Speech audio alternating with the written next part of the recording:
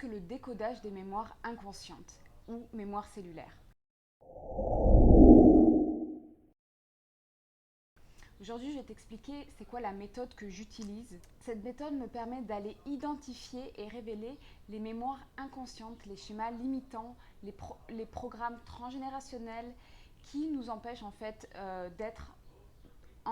qui nous empêchent d'être en état de santé, qui nous empêchent d'exprimer notre profonde authenticité dans toutes nos dimensions. Fait que je vais t'expliquer un petit peu quelle est la méthode, comment ça fonctionne pour mettre un petit peu de clarté à ce niveau-là. Ce qu'il faut comprendre, c'est que notre cerveau, tout au long de la journée, capte des milliers et des milliers d'informations. Et c'est sûr qu'on ne peut pas tous garder de manière active dans notre conscient. C'est pourquoi il y a énormément d'informations qui sont mises dans notre inconscient. Cette manière qu'a de fonctionner le cerveau, c'est surtout pour être fonctionnel dans la vie. On ne peut pas garder en actif tout ce qu'on capte, chaque senteur, chaque couleur, chaque saveur, chaque information autour de nous. Donc c'est très bien, c'est fonctionnel. Sauf que il y a certaines informations qui sont mises dans l'inconscient parce qu'on n'a pas les capacités de pouvoir le transcender, le transformer ou de le prendre. Comme par exemple, on va dire dans l'enfance, on n'a pas des fois le câblage énergétique pour être capable de transcender certaines émotions. Fait que ça va être mis dans l'inconscient pour que ça soit en fait, on va dire, transformé, que ce soit transcendé, qu'on va avoir les capacités de le faire. Ça, c'est ce genre d'information qui va aller dans l'inconscient. Et là, il y a tout le principe de champ informationnel. Fait que ces informations dans notre inconscient, on les a déjà en nous, elles sont là. Pour ce concept de champ informationnel, je vous conseille d'aller voir un petit peu ce qu'est la physique quantique. La physique quantique, on parle. C'est en fait ce champ informationnel auquel on a accès, qu'il n'y a pas vraiment de limite de temps et d'espace. Et moi, c'est cette information que moi, je vais aller identifier et décoder pour aller chercher la mémoire active à transformer. Je rappelle aussi que les mémoires actives se transmettent aussi au niveau cellulaire. C'est pour ça que je parle de décodage des mémoires cellulaires. C'est quand il y a des souffrances non résolues, qu'on peut appeler trauma, dans notre lignée transgénérationnelle, qui n'ont pas pu être résolues dans la vie de la personne, qui est toujours active d'une certaine manière, ça va s'inscrire dans les gènes en termes de survie de l'espèce. C'est pour ça qu'on va des fois pouvoir exprimer des croyances mentales, des schémas, des programmes limitants qui ne nous appartiennent pas vraiment à 100%, mais qui appartiennent à la lignée. Parce qu'à un moment, il y a eu des stress tellement grands qu'il y a des stratégies gagnantes qui se sont mises en place pour surtout ne pas revivre ça.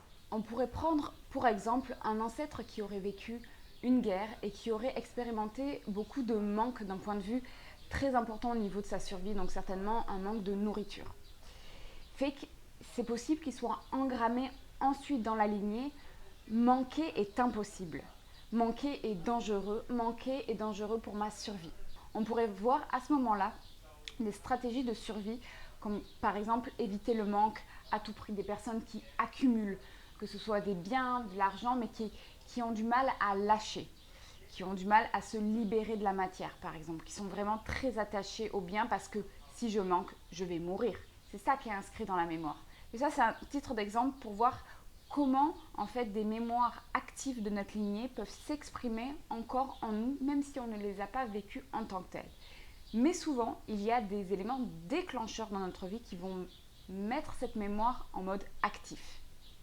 Par exemple, quelqu'un n'a pas vraiment ce stress de manque, il lui arrive un événement, je sais pas, on va dire à 18 ans, la personne devient autonome et là, d'un coup, elle a peur de manquer d'argent, qui pourrait paraître un petit peu anecdotique, mais là, ça réactive toute la mémoire de la lignée. C'est souvent comme ça que ça s'opère. Et ça, c'est un titre d'exemple et moi, je vais pouvoir aller identifier cette mémoire dans le champ informationnel de la personne. Là, je vais vous expliquer comment. Donc pour révéler les informations, moi j'utilise le test de kinésiologie appliquée. Ce test a d'abord été mis en place et utilisé beaucoup par les chiropracteurs. Cette méthode permet au travers d'un test musculaire d'aller questionner ce champ informationnel que je vous ai parlé un peu plus tôt. Fait qu'il y a plusieurs manières d'aller tester l'énergie du muscle en fait. Donc il y a certaines personnes qui vont tester directement avec le corps, certaines personnes justement à quelques centimètres du corps ou à distance. Moi personnellement, c'est ce que je fais, je teste sur mes propres muscles le champ informationnel de la personne parce que c'est plus facile pour moi. Dans la première formation que je faisais, on faisait avec les doigts pour la personne, puis ensuite avec cette compréhension que c'est le champ informationnel de la personne qu'on teste. Donc si ça vous paraît un petit peu confus, je vous conseille vraiment d'aller vous informer sur la physique quantique pour aller comprendre quel est ce champ informationnel, quelles sont ces informations qu'on porte en nous et qu'on peut vraiment venir aller chercher avec certaines méthodologies. Et moi, c'est la technique que j'utilise pour venir révéler et identifier les mémoires. Une fois que les mémoires sont révélées et identifiées, moi, ce que je vais faire, c'est que je vais trouver quelle transformation on a besoin de faire pour venir libérer cette charge. Fait qu'après, je vais toujours tester des outils différents en fonction des besoins de la personne. Je vais toujours tester ce champ informationnel pour savoir quel est toujours le plus juste pour la personne. Fait que mes outils sont vraiment très variés. Des fois, j'utilise des outils de libération quantique. Des fois, j'utilise du tapping, j'utilise des méridiens, des histoires symboliques. J'ai plusieurs méthodes et puis j'ai un énorme, beaucoup de possibilités de libération des charges. Et ça va être vraiment en fonction des personnes, ça change en fonction de la rencontre à chaque fois. Ça vous donne une petite idée un peu de la méthode que j'utilise dans le décodage des mémoires cellulaires et inconscientes. Et que moi, j'ai vraiment fait une synthèse personnelle de plusieurs enseignements, formations que j'ai reçus. Et forcément, j'ai aussi tout mon background de naturopathie, ayurveda et fleurs de bac que je n'hésite pas à utiliser aussi dans mes rencontres. Fait que voilà. Si vous avez plus de questions, savoir plus, n'hésitez pas. Je vais mettre toutes mes informations dessous sur mon site, mes contacts et mes réseaux sociaux. Fait que au plaisir pour notre prochaine rencontre.